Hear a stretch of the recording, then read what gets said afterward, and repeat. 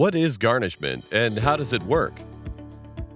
Owing money is difficult enough, but it can become an even greater financial burden when you aren't able to pay that money back. It can be tempting to ignore phone calls and letters in the hopes that the problem will go away on its own. This is exactly what you shouldn't do. And it's what usually leads to a much more severe financial burden: garnishment. Garnishment occurs when a portion of your earnings or bank account balance are removed automatically to pay back a debt, generally under court orders. Having your wages garnished is an uncomfortable and unpleasant topic to think about. It can be especially uncomfortable when your employers are involved. However, if you don't address the problem early on, you'll end up having even less control over the outcome. Why does garnishment happen? Garnishment is generally the last resort an entity will take to claim an owed debt. It can cause serious financial issues for the party being garnished, so always be sure that you're proactive about your debts. The kinds of debt that are commonly handled through garnishment include credit cards, medical bills, federal student loans, child support, and unpaid income taxes. For consumer debts, such as credit cards, garnishment can only happen with a court-ordered mandate. Child support, unpaid income taxes, and federal student loans don't require court orders. A creditor will seek garnishment when they believe there is no other method for obtaining the debt that they are owed. It can result in the debtor having less disposable income, a significant drop in credit score, locked funds, and more. There are two kinds of garnishment that can occur: wage garnishment and non-wage garnishment. Wage garnishment. Wage garnishment is when your employer is legally required to send a percentage and/or amount of each of your paychecks to the party you're financially obligated to. This means that the money will be removed from your possession before you ever see it. This is the most common form of garnishment. A copy of the court orders is given to your employer specifying the terms of what you owe and how it is to be paid. The employer will then pay the party that you owe the money straight from your paycheck. More often than not, if you're facing wage garnishment, your employer is required to inform you of the withheld amount. It is also illegal for an employer to fire, discipline, or retaliate against an employee because their wages are being garnished. So even though it can be an embarrassing circumstance, no action is allowed to be taken against you for it. Non-wage garnishment. Non-wage garnishment is when the money is taken directly out of your bank account. It's also known as a bank levy, and it allows creditors to be paid from your personal funds. This method occurs less often and is typically the more complicated of the two. This is because it leaves the debtor with little control over what is being taken. It can result in your bank account being locked from your control for a lengthy period of time. Part of what makes it a more complicated method is that the parties seizing your money have to go through your account and figure out which funds are exempt from garnishment and which are not. To simplify the process a bit, electronically deposited funds that are exempt from garnishment are now automatically tagged as such, thanks to a rule passed in 2011. Prior to this, all of the debtor's funds were frozen until the exempt money was separated from the non-exempt money, which is what led to people having their funds out of their control for months at a time. Funds that are exempt from garnishment. While being faced with garnishment can be quite daunting, there's a limit to what is allowed to be garnished from your wages. Thanks to Title III of the Consumer Credit Protection Act, you have some protections in place to ease the toll of garnishment. Only your disposable income can be garnished, which is determined based on your personal expenses, obligations, and earnings. While you aren't guaranteed to be left a comfortable amount of income, you should always be left with enough to cover your necessities. Deductions that are legally required to be paid by the debtor, like federal taxes, Social Security payments, unemployment insurance, veterans payments, etc., are also protected from garnishment. This doesn't cover deductions that aren't mandated by law, though. There is also a cap on how much can be garnished from an individual's earnings during a single pay period. The overall maximum is 25%, except in cases of child support, which can go as high as 65%. Depending on why your wages are being garnished, the maximum amount that can be attached could be less than 25%. Avoiding garnishment. For the most part, courts will rely on garnishment only in extreme cases. An extreme case would mean that the debtor is actively ignoring what they owe and is refusing or neglecting to communicate with the creditor. Before any kind of garnishing can occur, the party looking to garnish a debtor's wages is required to send some form of notice. If you respond to these notices and communicate with your creditors, oftentimes a solution can be worked out. It's much more desirable to come to a new payment plan than to have your wages garnished.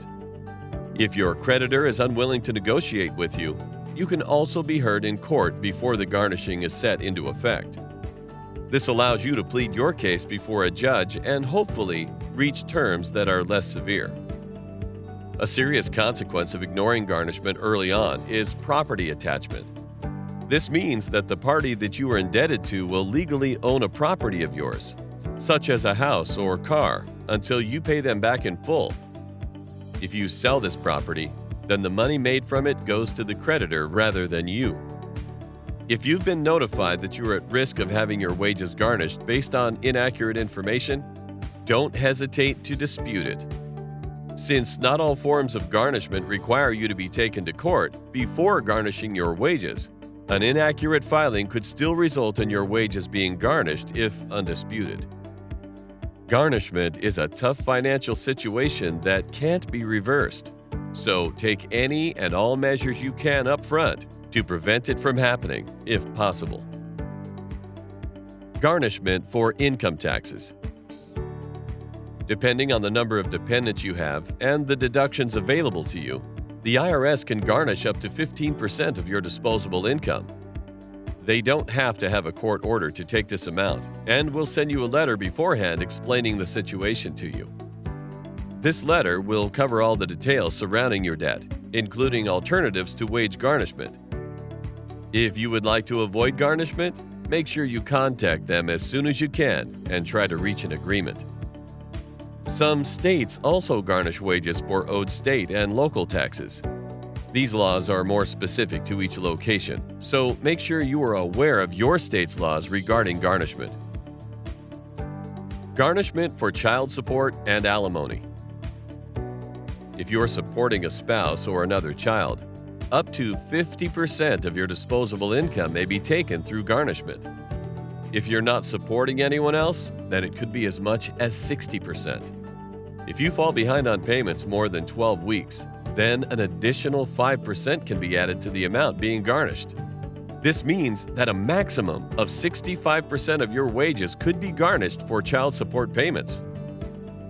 For all other kinds of garnishment, 25% is the maximum amount of disposable income that's allowed to be taken from a debtor.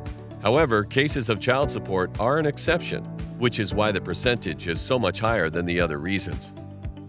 Since the Family Support Act of 1988, all new or modified child support orders are required to include wage withholding terms. Once the court orders on owed child support are finalized, the court or the child's other parent will send the copies of the order to your employer. If you are required to pay for or contribute to the child's health insurance, this may also be garnished from your wages. Garnishment for federal student loans. Federal student loans can lead to a garnishment of up to 15% of your disposable income.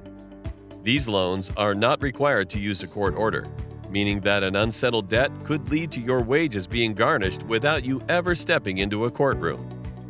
Before garnishing your wages, the U.S. Department of Education, or the institution that you owe money to, will send you a letter with a 30-day notice informing you of the consequences of not repaying the debt. You can respond to the letter by writing a response and having your case heard in court. If you ignore the letter, then the institution can proceed to garnish your wages without following up with you. The best way to avoid this is to make sure that you communicate as proactively as possible with the guarantor of your debt. Garnishment for court judgments. Court judgments are where all other kinds of wage garnishment fall.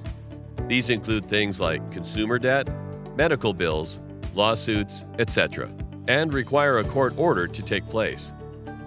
Before a creditor can garnish your wages, they're required to sue you.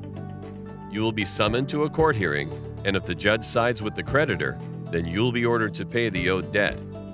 If you don't show up to court, or if you aren't able to pay the amount owed, then terms will be set for garnishment and the court orders will be finalized. The maximum amount that can be garnished for a court judgment is 25% of your disposable income, and it will vary depending on what terms are reached during court. Each state also has slightly differing laws on the subject. Some states don't even allow garnishment of wages for consumer debts. Make sure that you research the local laws and always communicate with your creditor. As with most of these cases, garnishment can usually be avoided by communicating your situation with the entities you owe money to. Conclusion: having your wages garnished is a serious issue, and you should always do your best to stay on top of it.